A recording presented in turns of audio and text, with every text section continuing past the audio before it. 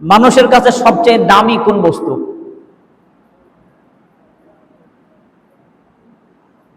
কি তার সম্পদ, না টাকা, নাকি দৌলত, নাকি জমি জমা, দালান কোটা, ঘরবাড়ি? আপনারা বলতে পারেন মানুষের কাছে সবচেয়ে দামি কি? নিজের জীবন। নিজের, বলেন না, কথা উত্তর দেন না। নিজের জীবন। আপনার জানের চেয়ে দামি কিছু না। আপনাকে যদি সন্ত্রাসে ধরে, ডাকাতে ধরে, আপনি বলবেন ভাই আমার যা কিছু আছে আমি তোমাকে সবকিছু দিয়ে দিব, টাকা, ধন দৌলত, এমনকি তুমি যদি চাও আমার ঘর বাড়ি সহ তোমাকে লিখে দিব, এরপরও আমার জানটা ভিক্ষা দাও। এ কথাটা সবাই বলে, এ কথা সবাই বলে যে তুমি সবকিছু চাও, আমার সবকিছু স্থাবর অস্থাবর জাগিরি বাতুনি, আমার যত কিছু আছে আমি সবকিছু তোমাদেরকে দিয়ে দিব, তার বিনিময়ে তুমি আমার জানকে ভিক্ষা দাও। এ কথা সবাই বলে। কিন্তু প্রিয় বন্ধুগণ, হোসেন রাদিয়াল্লাহু আনহু জানতেন যে আমাকে কারবালার ময়দানে শহীদ হতে হবে। খেয়াল করিয়েন, উনি জানতেন ওনার বাবা হযরত আলী রাদিয়াল্লাহু আনহু, উনি জানতেন ওনার মা ফাতেমা জাহরা, উনি জানতেন। শুধু তাই নয়, যিনি এই আপনার ইন্তেকালের যিনি সংবাদ দিয়েছেন, যিনি শাহাদাতের সংবাদ দিয়েছেন, হুজুর জনাব আহমদ মুজতবা মুহাম্মদুর রাসূলুল্লাহ সাল্লাল্লাহু আলাইহি সাল্লাম, যিনি শাহাদাতের সংবাদ দিয়েছেন, উনি সাইয়্যিদুল আম্বিয়া, নবিউল আম্বিয়া, সুলতানুল আম্বিয়া, যিনি না হলে মন আল্লাহ পাক পৃথিবীর জমিনে কোনো কিছু পয়দা তৈরি করতেন না। আমার নবীও জানতেন যে সোহাদায়ে কারবালার ময়দানে যে তার নাতি হযরত হুসাইন রাদিয়াল্লাহু আনহুকে শহীদ করা হবে, এরপরও উনি একবারও আল্লাহর দরবারে ফরিয়াদ করেন নাই, ও আল্লাহ তুমি আমার হুসাইনকে শহীদ না করে আমার হুসাইনের হায়াতের মধ্যে বরকত দান করো। জোরে বলুন সুবহানাল্লাহ। উনি কি কথা বলেন নাই? উনি এ কথা বলেন নাই, ফরিয়াদ করেন নাই। তো হুসাইন রাদিয়াল্লাহু আনহু উনি মদিনা ত্যাগ করে যখন মক্কায় যাবেন, মদিনায় ত্যাগ করে উনি মক্কায় যাবেন, যাওয়ার পূর্বে নানার দরবারে গেলেন। দরবারে গিয়ে নানাজির কাছে উনি আরজু পেশ করলেন, ও নানা যান, আমি ওই হুসাইন, যে হুসাইনের জন্য হরিণ তার বাচ্চা কাচ্চা নিয়ে হাজির হয়েছে, আমি ওই হুসাইন, যে হুসাইনকে আপনি মহব্বত করতে করতে আমাকে আপনি আপনার কাঁধে উঠাই নিয়েছিলেন, আমি ওই হুসাইন, যে হুসাইনের গলায়, যে হুসাইনের কপালে আপনি নানাজান চুমু দিয়েছিলেন, ও নানাজান, আমি আজ মদিনা ত্যাগ করে আমি মক্কায় যাচ্ছিলাম, ও নানাজান আমি আপনার কাছে বিদায়ের জন্য এসেছি। জোরে বলুন সুবহানাল্লাহ। উনি এত প্রিয়, যার ব্যাপারে শায়ের বলেছেন, নূরে চশমে ফাতেমা লখতে জিগর ইবনে আলী, নূরে চশমে ফাতেমা লখতে জিগর ইবনে আলী,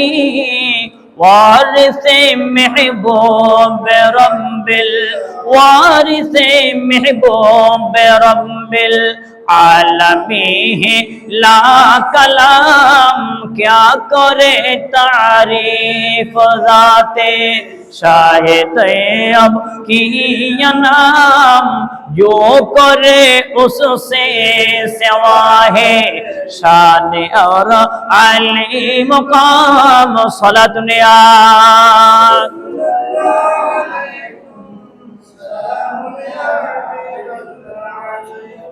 আমার বন্ধুগণ, শুধু তাই নয়, নিজের মায়ের কাছে গেলেন, মায়ের কবরও গেলেন, কবর গিয়ে বললেন, মা জান, আমি তো মদিনা ছেড়ে মক্কায় চলে যাচ্ছি, আমি মদিনা ছেড়ে মক্কায় চলে যাচ্ছি। এ কথা যখন বললেন, মা ফাতেমা জাহরা, সাইয়্যিদাতুন নিসা ফাতেমা জাহরা রাদিয়াল্লাহু আনহার কবর থেকে আওয়াজ আসলো, ও আমার সন্তান হুসাইন, তুমি টেনশন করিও না, তুমি টেনশন করিও না, অচিরেই আমার সঙ্গে তোমার দেখা হবে। মন আল্লাহ পাক তোমাকে ধৈর্য ধারণ করার সুযোগ করে দিন, এটাই আমার ফরিয়াদ। কথা বলে বললেন, আমি জানি তুমি শহীদ হবে, আর আমি তোমার অপেক্ষায় আছি, কখন আমি ফাতেমা জাহরা আমার বাবা তোমার সঙ্গে মিলিত হব, সেই অপেক্ষায় আমি ফাতেমায় উপস্থিত আছি। জোরে বলুন না আলহামদুলিল্লাহ। আমি এই কথাই বোঝাতে চাচ্ছিলাম যে সবাই তো জানতেন, আমার নবী থেকে শুরু করে সবাই জানতেন যে কারবালার ময়দানে হুসাইন শহীদ হবে। হুসাইন নিজেও জানতেন। আমার বন্ধুরা, মানুষের কাছে সবচেয়ে দামি হচ্ছে তার জীবন, তার জান, কিন্তু উনি নিজের জানকে শহীদ করে দিলেন। উনি এক বিন্দু মাত্র চিন্তা করলেন না। এখন আপনি বলতে পারেন উনি কেন নিজের জানকে শহীদ করে দিলেন? উনি এজন্য শহীদ করলেন যে পৃথিবীর ময়দানে অন্যায় অনাচার চলতে পারে না, পৃথিবীর ময়দানে গুনাহ চলতে পারে না, পৃথিবীর ময়দানে নবীর আদর্শের বহির্ভূত কাজ চলতে পারে না, বরং আমি আমার জানকে কোরবানি করে দিও আমি পৃথিবীর ময়দানে উম্মতে মুহাম্মাদের আদর্শ ইসলাম প্রচার করে চলে যাব। এরপরও এজিদের আদর্শ আমি হুসাইন বাস্তবায়ন করতে দিব না। জোরে বলুন সুবহানাল্লাহ। হুসাইন রাদিয়াল্লাহু আনহু উনি জানতেন যে উনাকে কারবালাতে শহীদ করা হবে। জীবনে কখনো একবার দোয়া করেন নাই, আল্লাহ আমাকে দয়া করুন আমি যাতে বাঁচতে পারি। সুলতানুল আম্বিয়া, নবিউল আম্বিয়া, সাইয়্যিদুল মুরসালিন, খাতামুন নবিয়্যিন, আমার নবীও কখনো একবার দোয়া করেন নাই, এবং দোয়া করেছেন আল্লাহ তুমি আমার নাতিকে ধৈর্য ধারণ করার সুযোগ করে দিও।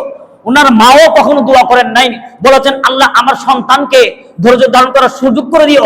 হুসাইন কারবালাও নিজেও কখনো দোয়া করেন নাই, আল্লাহ আপনি আমি শহীদ হতে চাই না, আমি পৃথিবীর জমিনে বাঁচতে চাই না। না, উনি বলেছেন না, আমার রক্তের বিনিময়ে হলো, হাজারো রক্তের বিনিময়ে হলো, এই পৃথিবীর জমিনে আমার নবীর আদর্শ বাস্তবায়ন করে ছাড়বো। জোরে বলুন সুবহানাল্লাহ। এই জন্য এই ইয়াউমুল আশুরা অত্যন্ত গুরুত্বপূর্ণ দিবস। যদিও আমাদের কাছে কিছু মনে হচ্ছে না, যাদের মনের মধ্যে আওলাদ রাসূলের ভালোবাসা আছে, যাদের মনের মধ্যে নবীর প্রেম ভালোবাসা আছে, এদের জন্য এই দিবসটা অনেক দামি। বিশেষ করে চট্টগ্রামের লোকেরা, আমি জানি যেহেতু আমার বসবাস চট্টগ্রাম ছোট থেকে, 10 দিন ব্যাপী ফাতিহা দেয়। কয়দিন বলেন না, কয়দিন? 10 দিন ব্যাপী ফাতিহা দেয়। কারণ এটা মাদিনাতুল আউলিয়া, আউলিয়া কেরামের শহর।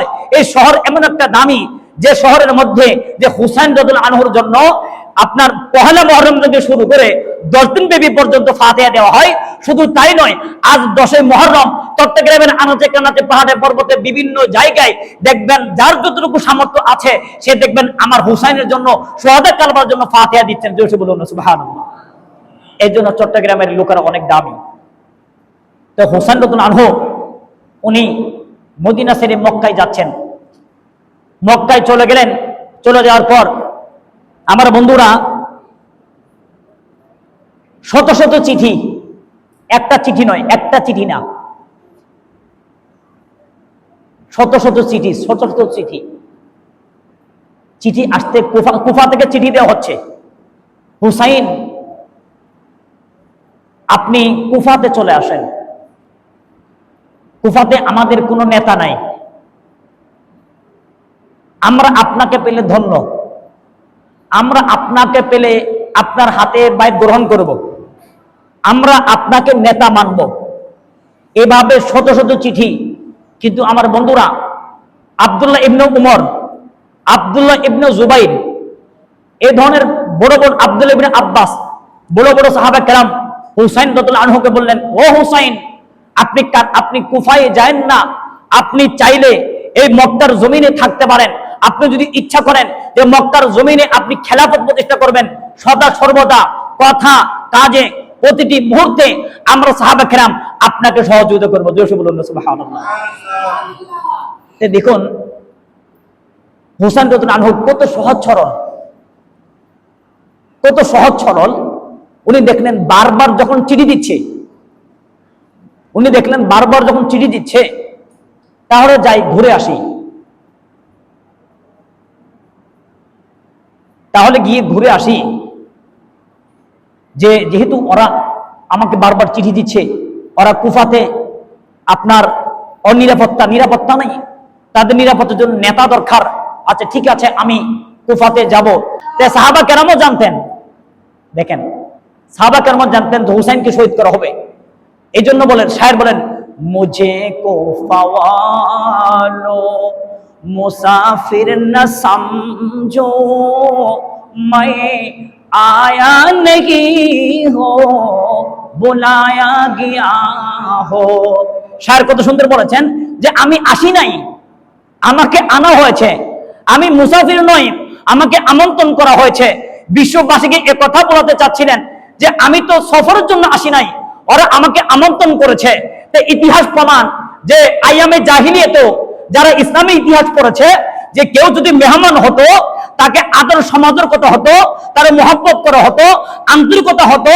সে যদি হত্যাকারী হয় তাকে জাহিলিয়াতের যুগে তাকে মারত না। তাই আমি বলবো ইয়াজিদ বাহিনী কত নিষ্ঠুর, তাকে ডেকে নিয়ে গিয়ে অত্যন্ত নির্মম ভাবে শুধু হুসাইনকে নয় তবে অগণিত ব্যক্তিদেরকে কারবালার ময়দানে শহীদ করে তারা যে বর্বর, তারা যে নিষ্ঠুর, তারা যে বড় জালেম, সেটা পৃথিবীর মধ্যে প্রমাণ করে দিয়েছে। জোরে বলুন না নাউজুবিল্লাহ। এই জন্য আমরা কি ইয়াজিদি নাকি হুসাইনি? আওয়াজ নাই। ইয়াজিদি নাকি হুসাইনি? আমরা কি হুসাইনের পক্ষে নাকি ইয়াজিদের পক্ষে? এই জন্য আমরা বলি হুসাইন জিন্দা হে ইয়াজিদ মুর্দা হে। ঠিক কিনা ভাইরা?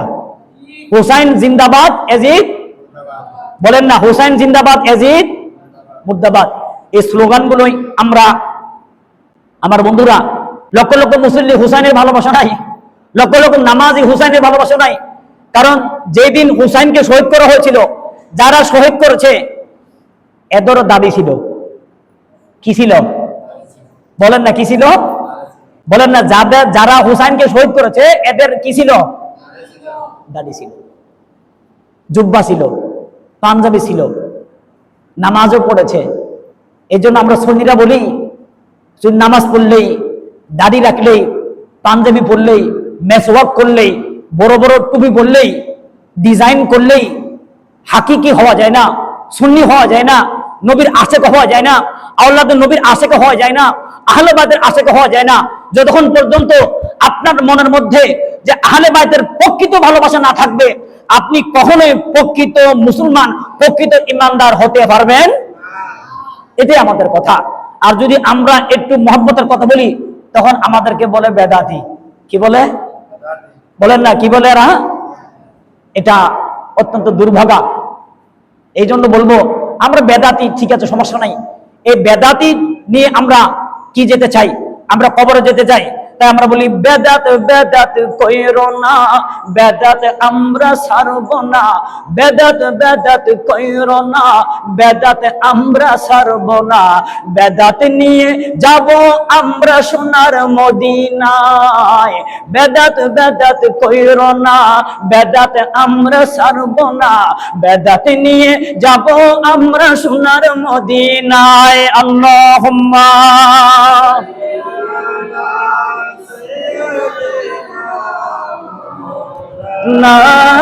মুহাম্মাদ ওয়া আলা আলি সাইয়্যিদিনা